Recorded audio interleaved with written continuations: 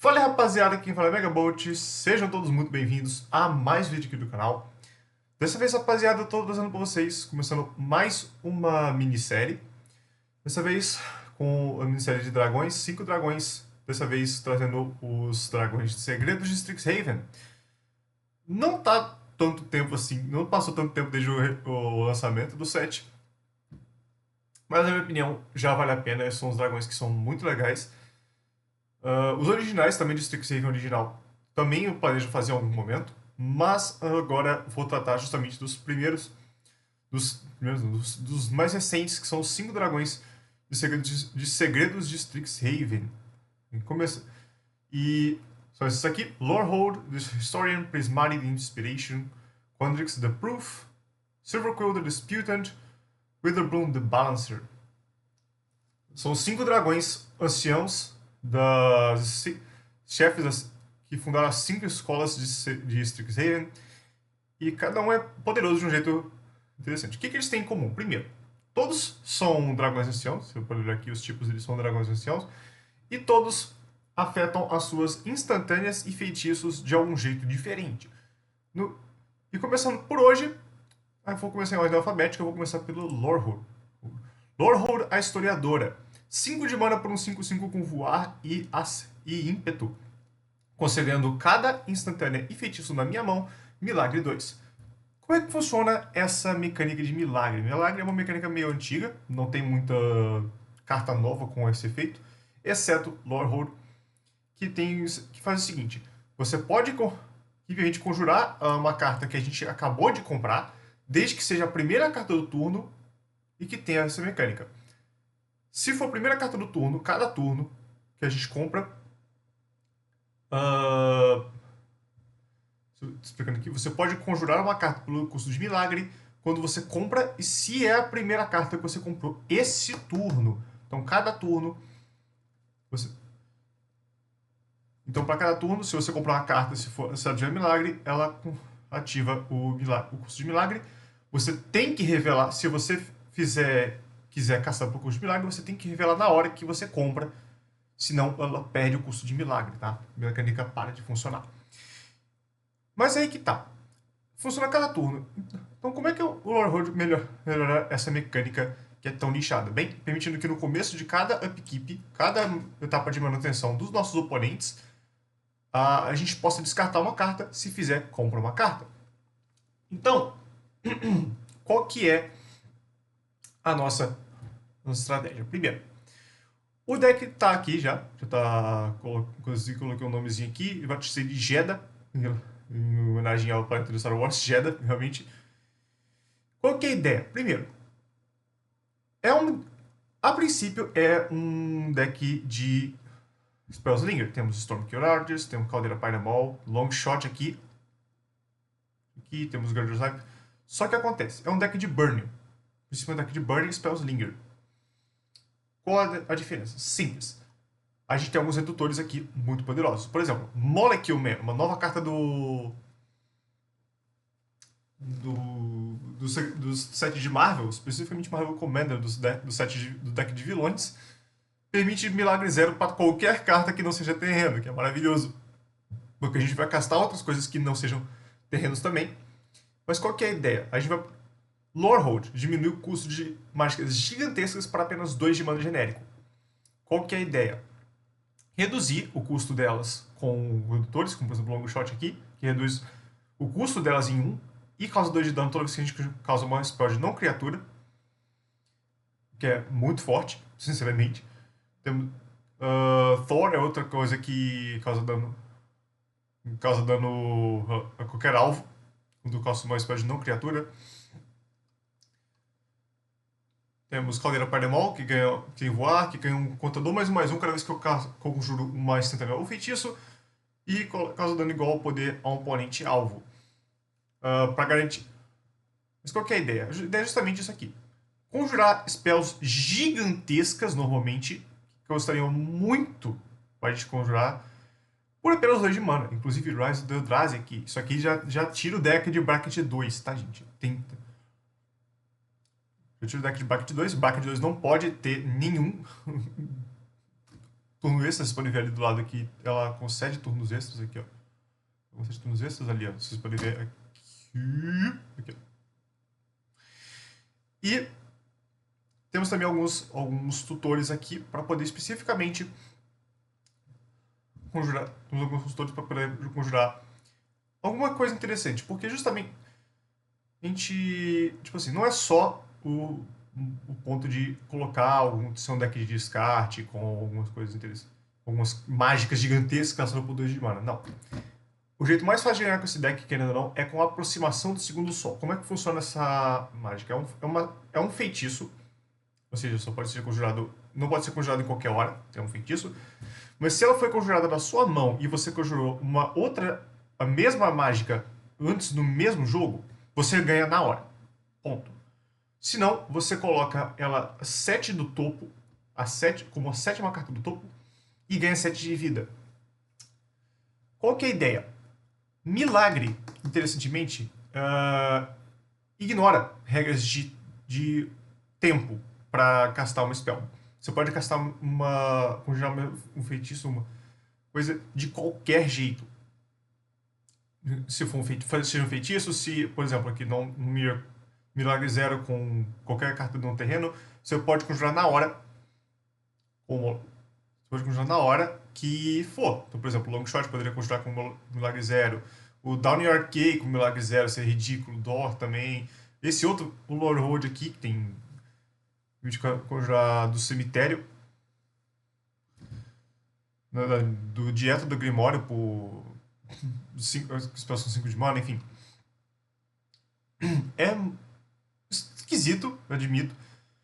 Não é tanto deck de descarte quanto um deck de Spellslinger, tá, gente? Então, essa aqui, tem algumas coisas de descarte aqui, como Big Score, temos Unexpected Windfall, enfim, poucas coisas, mas tem algumas coisas aqui, Seize Spoils aqui, Born Knowledge, mas a maioria das coisas são esses coisas gigantescas. Qual o problema? Sem Lord Road no campo, a gente não faz muita coisa. Ponto é esse. Então a gente quer o Lord Road no campo logo de cara. Tem o Snake Arcana, temos alguns rampos pequenininhos aqui. E qual que é o esquema também? A gente quer manipular o topo do Grimório. Biblioteca de Lang. Não tem também o máximo de mão. Se um efeito permite que a gente descarte uma carta, a gente descarta, mas ela coloca no topo do Grimório em vez do cemitério. Lembra o seguinte, a gente vai ter se o Lord Road estiver em campo, isso permite que a gente coloca uma carta gigantesca no topo e compre ela logo depois.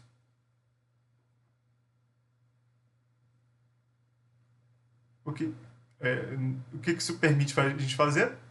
Justamente que a gente consegue conjurar uma spell que geralmente estaria na nossa mão gigantesca só ocupando espaço, como a Pseudo do Poder, Segundo Sol, Comando Austro, Chamar a Tempestade, Emelia's Call, enfim, por 2 de mana, se o Lord Road estiver em campo, ou até 0 de mana, dependendo do combo Alquimia. Tableta Descoberta, só permite que a gente gere 2 de mana, se a gente estiver faltando. Bender's Water Skin, essa aqui, e Victory Chimes é interessante porque são pedras de mana de 3 de mana, mas que desviram em cada untap step, em cada fase de desvirar, permitindo que a gente conjure mágicas no turno dos oponentes consistentemente. Se você estiver em top, fácil de reconhecer. Monument Endurance permite que a gente consiga comprar 2 cartas, ou drena os oponentes, ou cria um tesouro, cada equipe. A gente descarta. Scroll Rack coloca cartas da nossa mão no fundo do Grimório, depois a gente compra aquela quantidade de cartas. A gente compra aquela quantidade de cartas, no caso, coloca aquela quantidade de cartas na mão. E depois coloca aquelas cartas que a gente exilou, no caso, a gente exila cartas da mão, coloca aquela quantidade de cartas na mão, depois coloca as cartas exiladas no topo de qualquer jeito. Que é bem interessante. E aí temos aqui algumas bombas, tá? A gente temos Double Vision, quando a gente jura a primeira instância ou feitiço cada turno, a gente copia. Arcane Bombardment, isso aqui já é uma birosca gigantesca, é um baita problema. Isso aqui vai se tornar o problema assim que você colocar na mesa. Considerando o tanto de spell gigantesca que a gente tem aqui, a gente vai castar por barato, já vai ser um problema. Com isso aqui no campo, você vai ser o problema. Entendeu? Talento do artista, mais valor. Quando a gente conjura mais para uma mágica não criatura, a gente pode descartar uma carta. Se a gente fizer, compra uma carta. Cobalt Root, quando a gente descartar uma carta, ataca causa 2 de dano no oponente. Isso aqui também diminui o custo de spells não criatura em 1. Que junto com o long shot faz os milagres serem de graça. Ponto é importante. Cobalt Root depois também aumenta a nossa fonte de não combate. Os nossos danos de não combate em dois pontos de dano. Cada dano de não combate vira aquele dano mais 2. E Cobalt Root é um gamble. É um gamble também. A gente tem um deck de descarte, a gente tem gamble aqui, a gente tem deck de Jessica Azul para gerar aquela quantidade de mana um pouco interessante. Enfim, não adianta muita coisa, mas sim. É um deck meio esquisito, mas funciona, tá? Vou mostrando pra vocês aqui. Lembrando, mostrando pra vocês aqui o deck, esse mesmo deck no deck check, é bracket 3 e com um crispy bem interessante, bem consistente, bastante interação e bem rápido, mais rápido do que eu costumo ter nos meus decks geralmente, né? Só pouco resiliente, porque a gente não tem muito jeito de recursão. Mas, colocando aqui na Agent Play, fazendo um pequeno Goldfish aqui. Se ele quiser contribuir, né? Rapaz, um terreno na mão só não vai dar não. Vai, ligado. Já melhorou, mas não tá tão melhor assim. Vamos ligar de novo.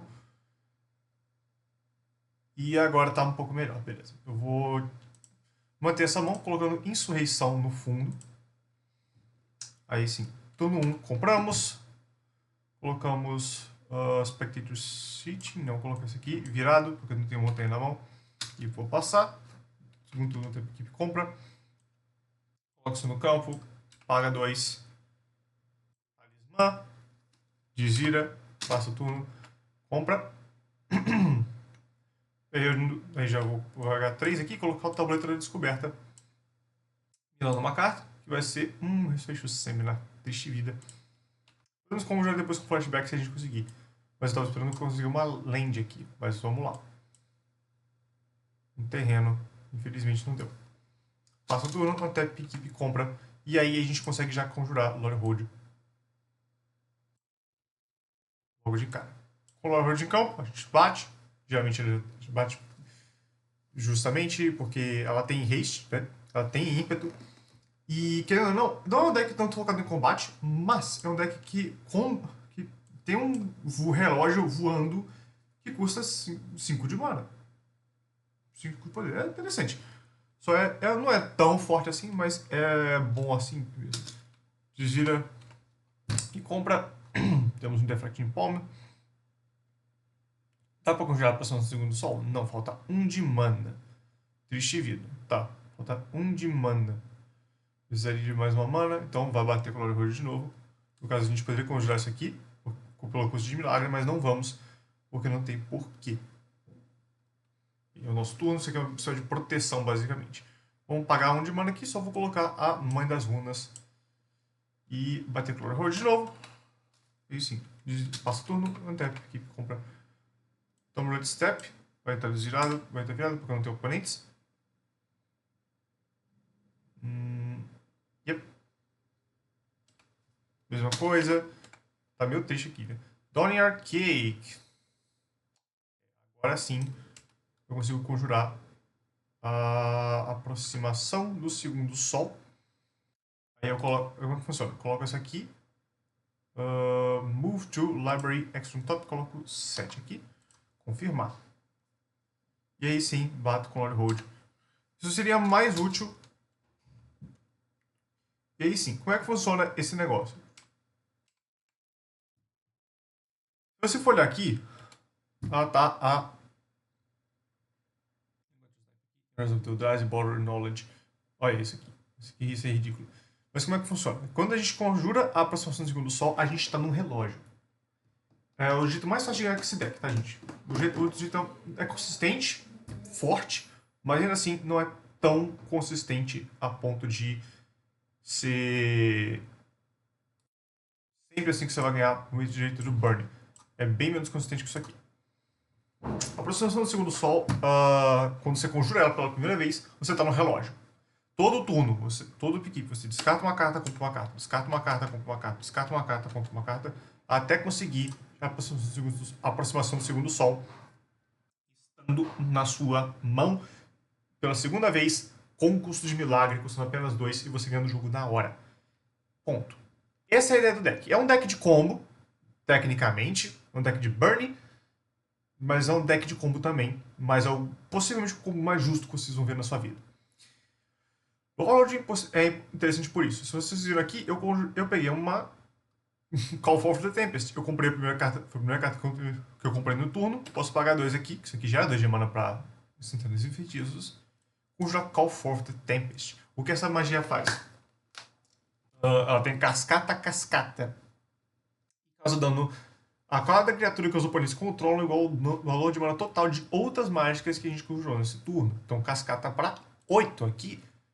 A gente for olhar, isso aqui estava logo embaixo, né? Isso aqui não vai dar, porque isso aqui é 12 de mana. Mas aqui, a aproximação do segundo sol ia permitir a gente ganhar 7 de vida. Ia estar logo embaixo, eu acho. Deixa eu ver aqui. Não, tem um Stormkiller Artist, que ia ser 4. E logo depois, ele tem o Victory Chimes, só porque eu dei Shuffle. Mas isso aqui estava logo embaixo. Antes, no caso, né? Então daria 7 de dano. 7 de dano em todas as criaturas que os oponentes controlam. Com o Full Call for the Tempest. Isso aqui é bem poderoso, tá? Mas só bem poderosa. Mas toma cuidado, porque isso aqui, por ser cascata, vai conjurar isso aqui do exílio. Se chegar nisso aqui, ela pode, tá? Isso aqui tem 7 de mana, isso aqui custa 8 de mana, então sim. Pode cascatear um chamado de tempestade direto com a aproximação do segundo sol, sem você querer. E você vai ter que esperar mais um ciclo de turnos, mais 7 cartas do topo, poder justamente conjurar isso. É um pouco complicado. Ponto. Já é um pouco complicado. Enfim. Esse é o deck, rapaziada. Espero ter explicado direito como é que funciona isso aqui. Espero ter explicado direitinho, sinceramente, porque esse comandante é possivelmente o mais divertido que eu já vi, que eu já joguei. É muito doideira. Você pegar uma aproximação do segundo sol no turno 5, às vezes, com um tanto de tesouros, ou que alguém counterou com uma oferta recusável, ou a gente deixou você colocar o Warlord aí no turno seguinte, você compra e já casta por 2 de mana. É doideira, tá, gente? É um deck muito divertido de jogar. É um pouco, assim, inconsistente nesse quesito, mas ainda assim é muito forte. É muito, muito forte. Sinceramente. Inclusive tá aqui meio errado, né? Porque eu estou olhando aqui, eu tirei, sim, a nossa...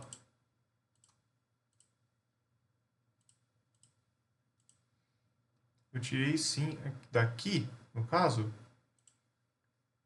o Restoration Seminar, né? Eu tirei essa feitiço daqui. Ela está aqui ainda. Eu coloquei Jessica's Will e... Eu coloquei, no caso, Gamble, né? Gamble e Jessica's Will, os Game Changers.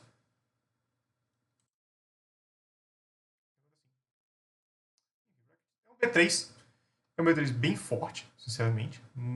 Não exatamente forte, mas difícil de jogar, extremamente divertido, mas muito, muito inconsistente.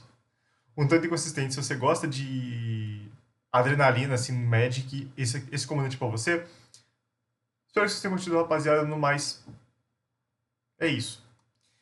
Espero que vocês tenham curtido. Muito obrigado por terem assistido, rapaziada. Fiquem aí. Fiquem bem. E até a próxima. Valeu, rapaziada. Dá licença aqui. Listado agora, nosso amigo Lord Hold. Valeu, falou, gente.